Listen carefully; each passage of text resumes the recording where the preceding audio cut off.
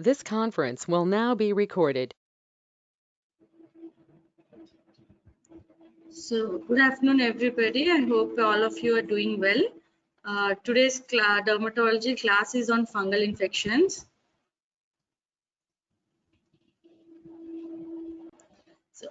So how are we being protected by this fungi? So we have a natural defense. Our body has natural defense against fungi. So what are those our defenses are? Fatty acid content of the skin and the pH of our skin and mucosal surfaces and body fluids, and also epidermal turnover. As you know, our epidermis renews by itself, so that is that, and normal flora, the normal flora of our skin also protects us. So why are we getting these fungal infections? So the reason is the tropical climate, especially the climate like ours in India, and also manual labor population who sweat a lot, and low socio-economic status, and profuse sweating is important point here, and friction with clothes, synthetic innerwear, and also malnourishment and immunosuppressed individuals like those with HIV or congenital immunodeficiencies, or those on corticosteroids and other immunosuppressive drugs, and also diabetes. These are major predisposing factors for fungal infection. So how are we classifying fungal infections? They are superficial, subcutaneous, and deep fungal infections. As an undergraduate, you are supposed to have thorough knowledge on superficial fungal infections first of all, because they are the most commonest forms we see in day-to-day life. So what are the major superficial cutaneous infections are versicolor and dermatophytosis, candidiasis, and tinea nigra and pedra. And subcutaneous are mycetoma is one of the very common infection, and chromoblastomycosis and sporotrichosis.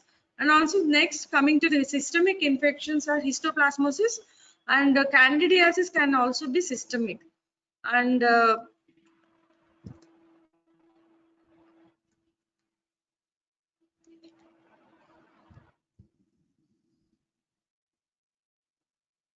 also I want to give you a rough review on antifungal drugs.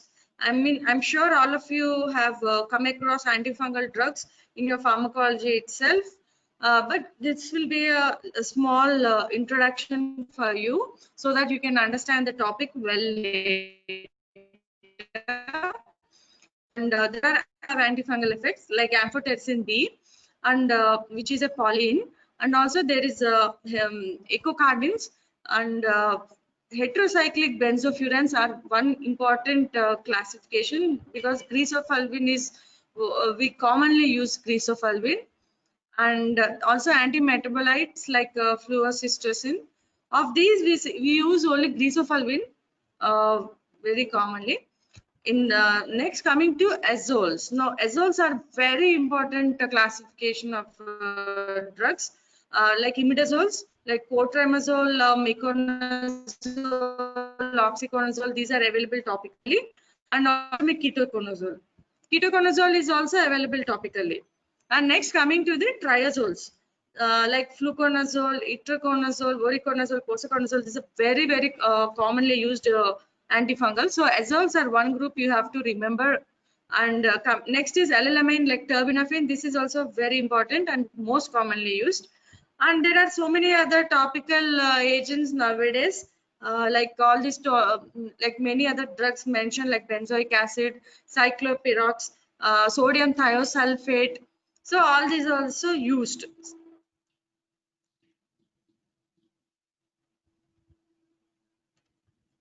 Now coming to the tinea pityriasis versicolor, this etiological agent is Malassezia furfur, and the clinical features are, I mean, all of you might have seen versicolor, I'm sure. It's a very common condition. Previously, it was known as tinea versicolor, but now it is pityriasis versicolor. This is very common in young people, and multiple discrete discolored macules will be present. Macule means there will be only change in skin color, nothing other than that. Only change in skin color is called as macule. So here you will see multiple macules will be present discretely. There will be brown, gray, or hyperpigmented in color. They range from pinhead size to large sheets of discoloration. So the size varies, and usually which are the areas they are commonly seen means seborrheic areas like upper half of the body, trunk, arms, neck, and abdomen. So this is like I told you, tinea can be both hyperpigmented and hyperpigmented.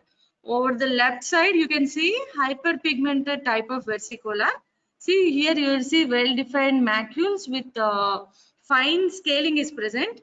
And next, over the right side photo, you can see hyperpigmented macules with fine scaling. So there is something called Wood's lamp, which all of you might have seen in the department. We have a Wood's lamp in the department also. So we use this Wood's lamp, and in a dark room, when you see the skin under Wood's lamp, it will be yellow in color. Yellow fluorescence will be seen. That is a diagnostic thing in versicolor. And next is KOH. KOH, potassium hydroxide preparation.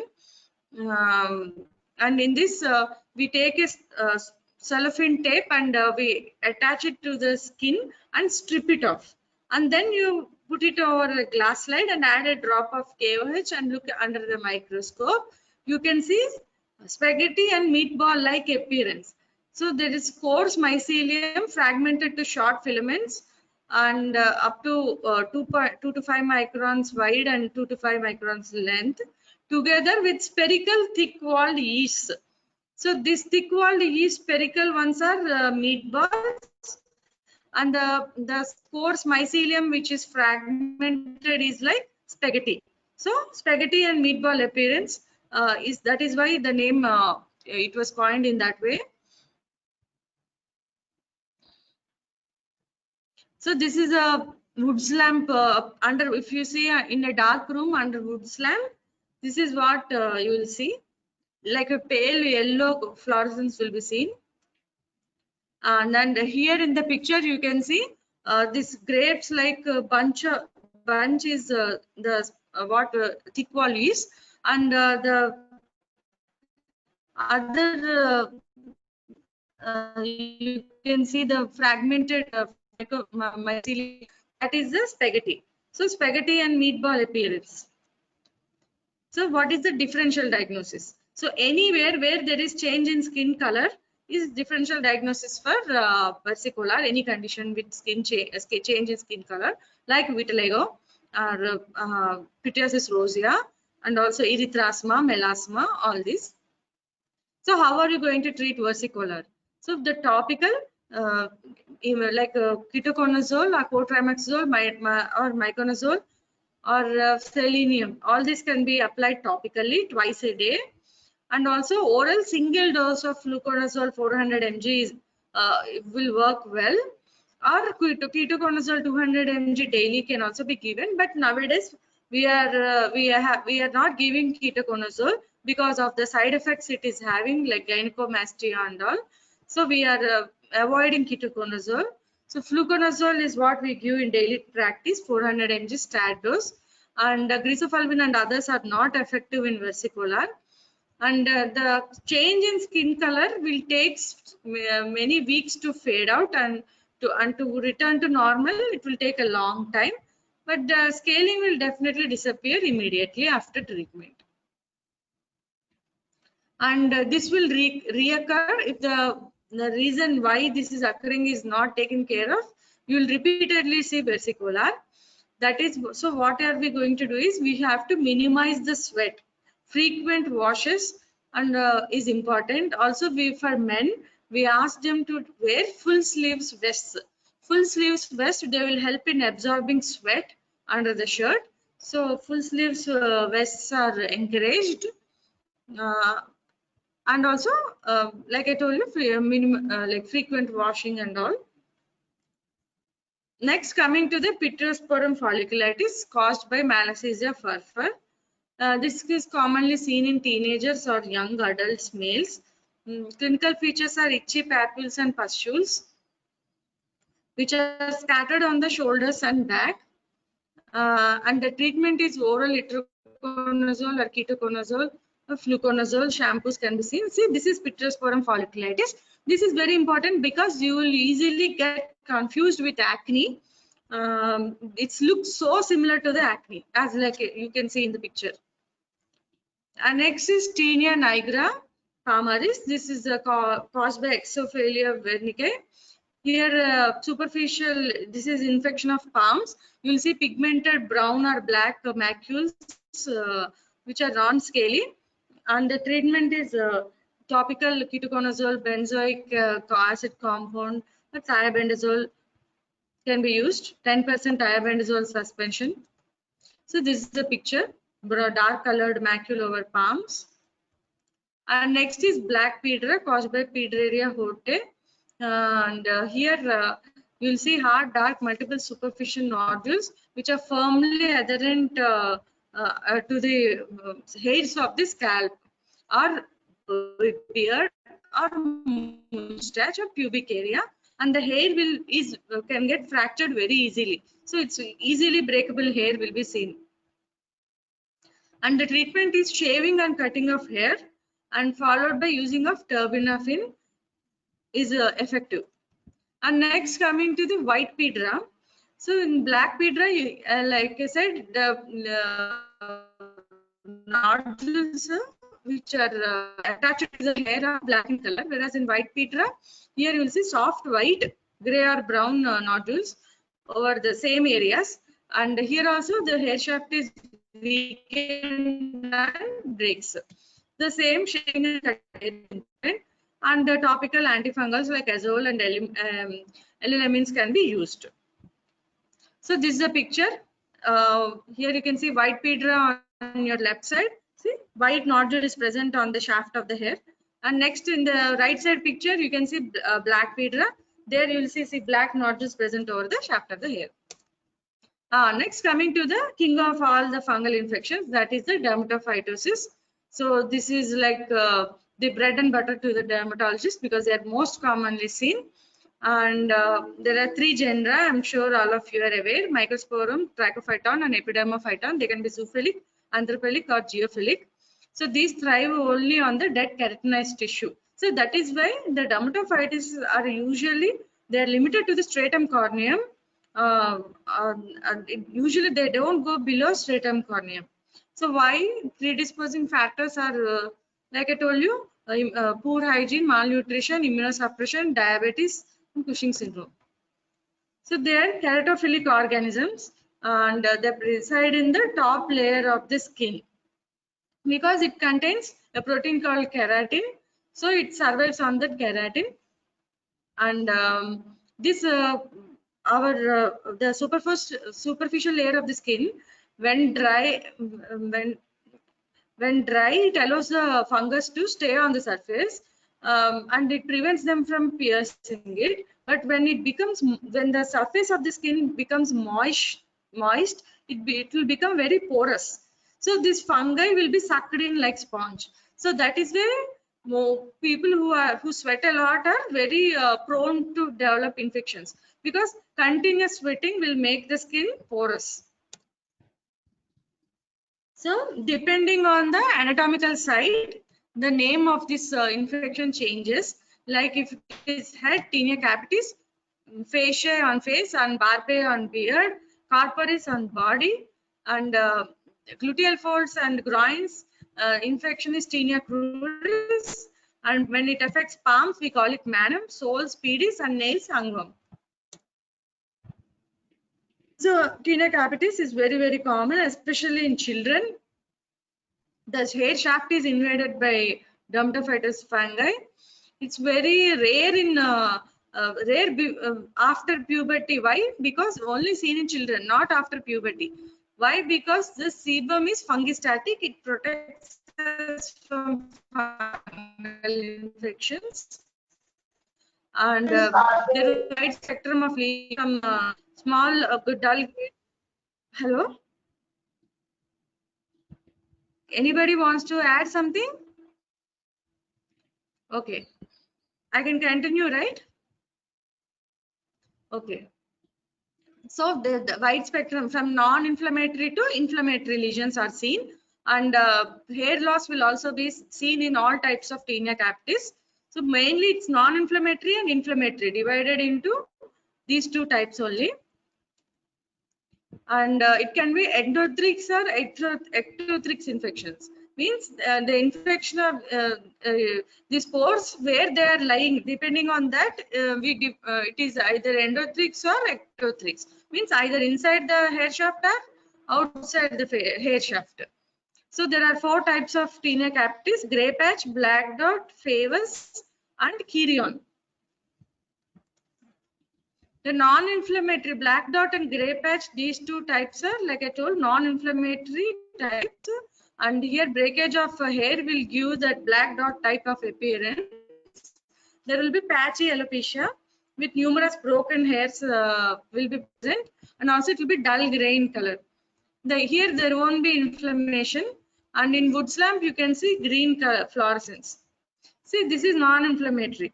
Here on the left side, you can see the gray patch side, patchy alopecia, it's little gray, where it is little gray in color.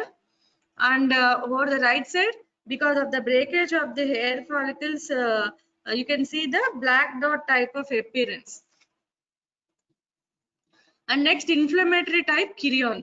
Here you will see painful bogey mass will be seen with purulent discharge. Here the hair will be matted and easily pluckable. There will be lymphadenopathy.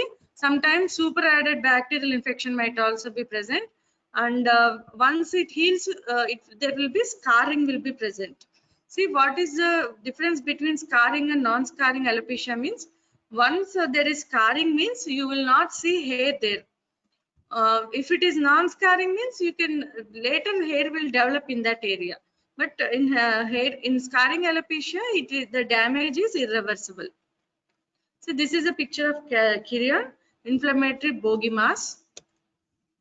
And next, another inflammatory type is favus. Here this is yellowish cup shaped crust will be present around the hair, and they will be projecting centrally, and the adjacent crust will enlarge to become confluent mass of yellow crusting. Here also hair will be matted and patchy hair loss will be present. With the cicatricial alopecia is another name for scarring alopecia. And next, coming to the faciae. Here erythematous scaly patches are present on the face. There are either annular or succinate lesions will be present, and with induration, itching, burning, and also following sun exposure, the lesions will increase in size. So this is a picture of tinea faciae. Like you can see, well-defined border, scaling, erythematous lesion is present.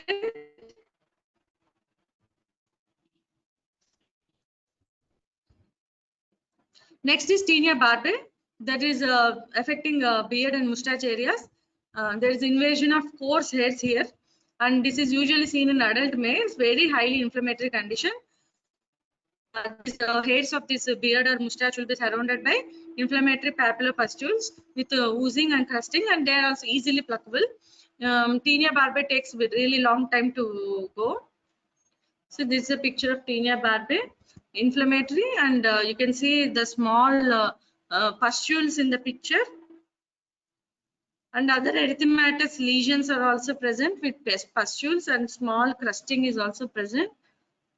This is crusting and pustules. And next, coming to the corporis, here the lesions are present on trunk and limbs, and here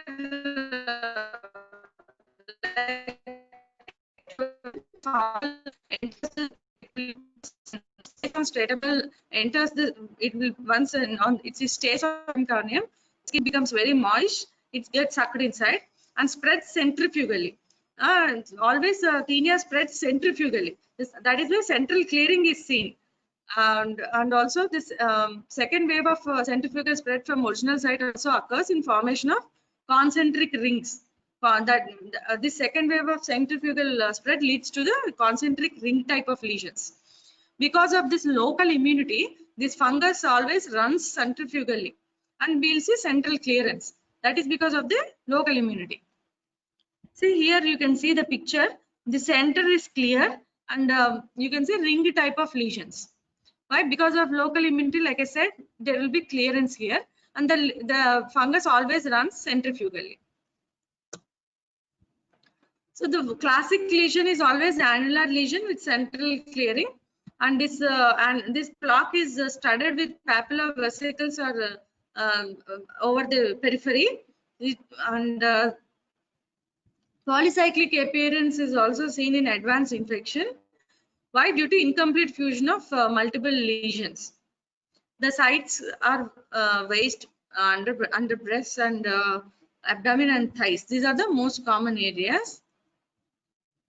This is you can see the lesions here studded with papillopustules over the border.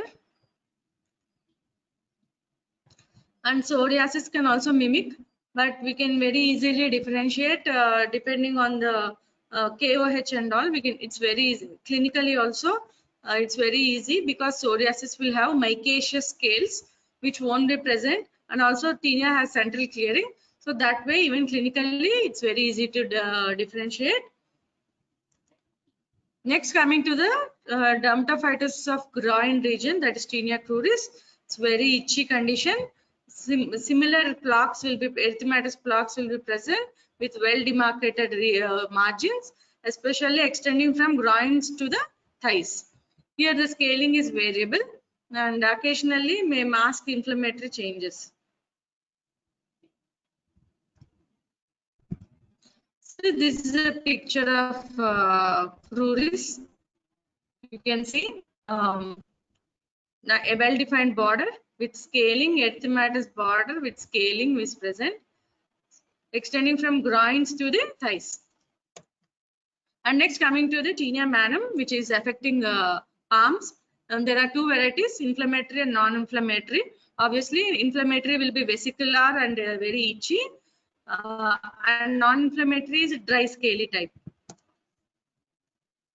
See, this is a picture. You can see the dry scaly type of manum in this picture. And this is inflammatory type. This is small vesicles and crustings will be present.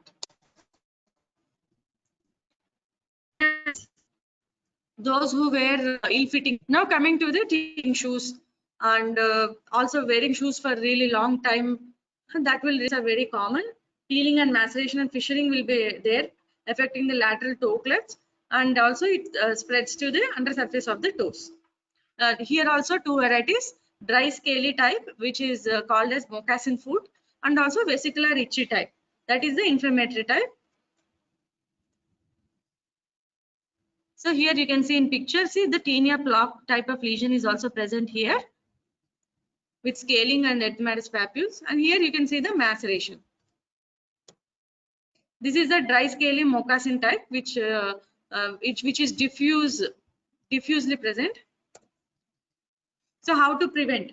We have to keep our toes dry, and properly fitted footwear should be used. We shouldn't use nylon socks, and also avoid swimmings and baths when they have this infection. And also walking barefoot should be avoided. And while wearing socks, some antifungal powders can be used. That way you can prevent tinea pedis. Next, coming to the tinea affecting nails. Here, dirty, dull, dry, pitted, ridged, splitting or discoloration will be present, and also subungual hyperkeratosis will be present. There are four main types of fungal infection affecting nails, four main patterns. One is distal and lateral subungual onychomycosis, and proximal subungual onychomycosis. One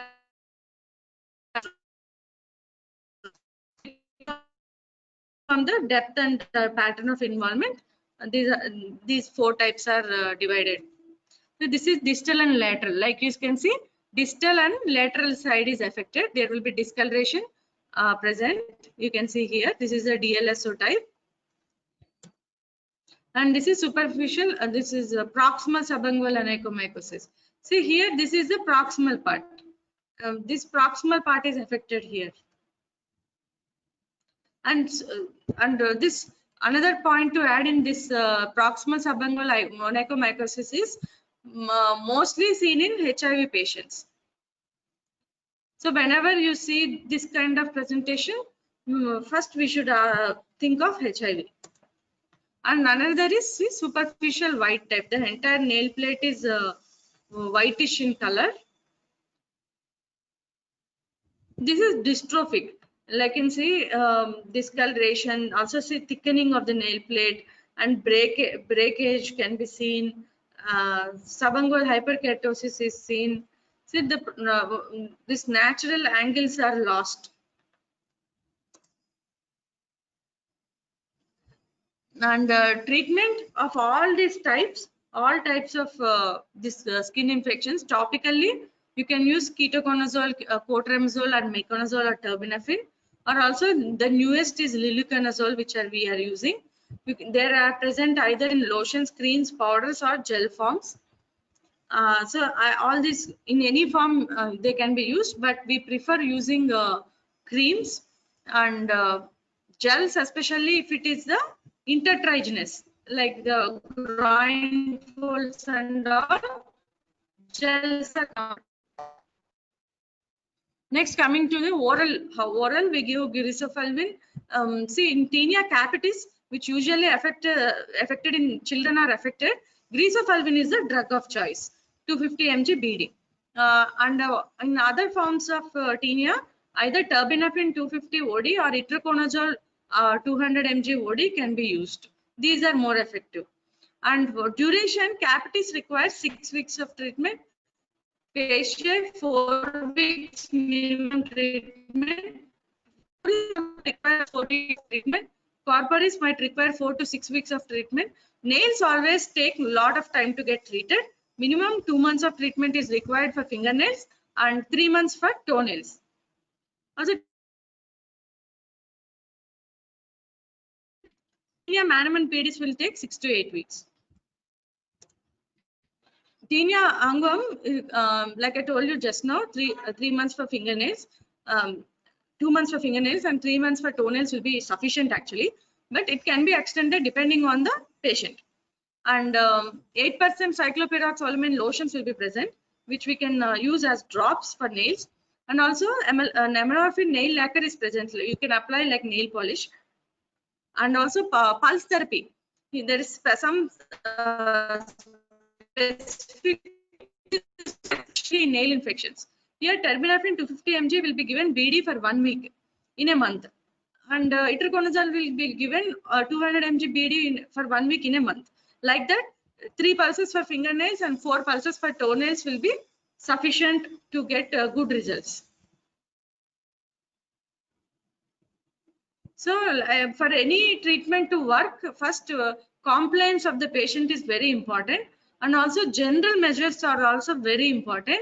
Like I told you, we should tell them how to avoid sweating and all, and repeated baths, personal hygiene, proper clothing, and all these are important. And all this are already we discussed. Next, coming to the candidiasis, I will tell this candidiasis and stop the class. So this is the last one. The causating organism is Candida albicans, Candida tropicalis, and Candida pseudotropicalis. The sites affected are mucous membrane, skin, and nails. So coming to the mucosal oral thrush, very, very common. You see creamy curd-like white pseudomembrane on erythematous base. For immunocompetent individuals, cheeks and gums and palate, you can see the lesions. Whereas immunocompromised individuals, you can see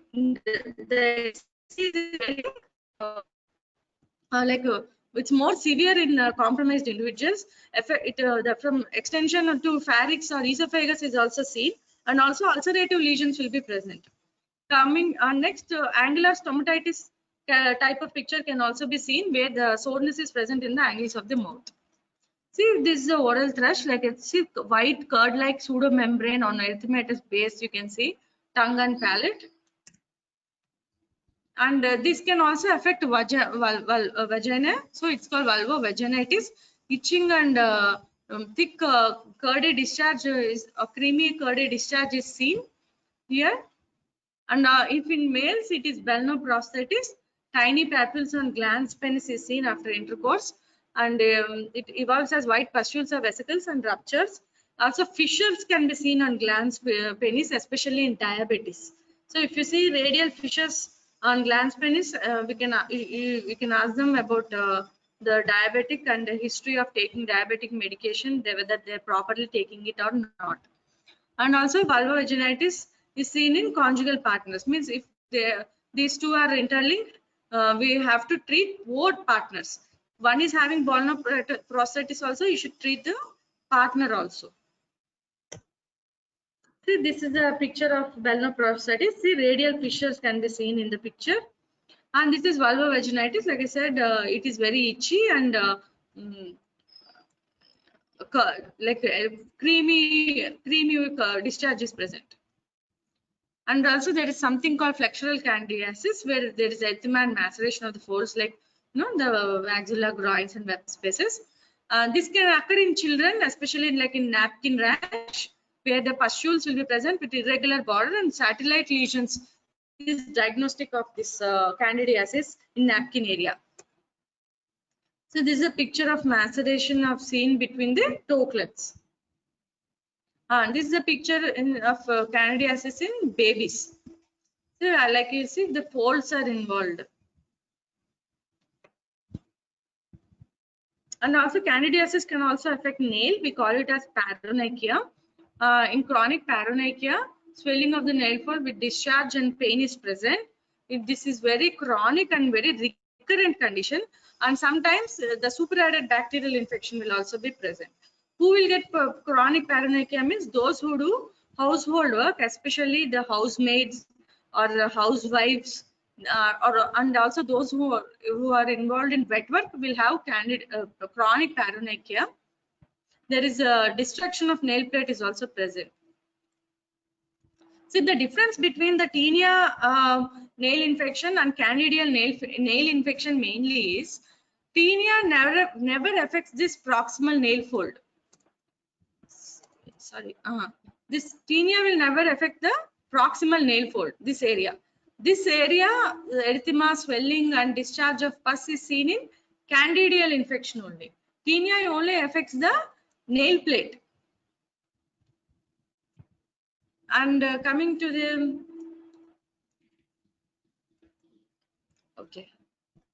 treatment of candidiasis, so poor hygiene and all should be corrected, and also diabetes should be treated, so is AIDS, and also like conjugal infection, like both husband and wife should be treated.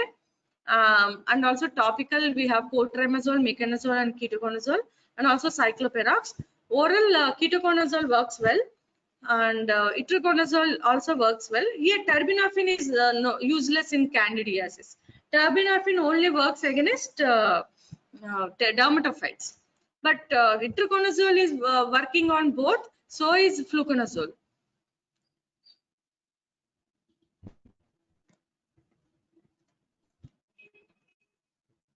Okay, thank you. That's it for today.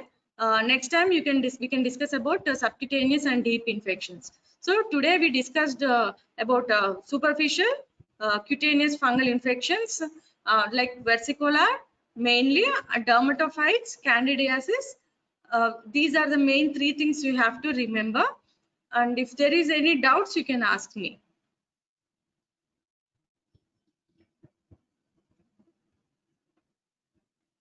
Okay, so I hope I was clear. And see, these are very common infections you can see in day-to-day life.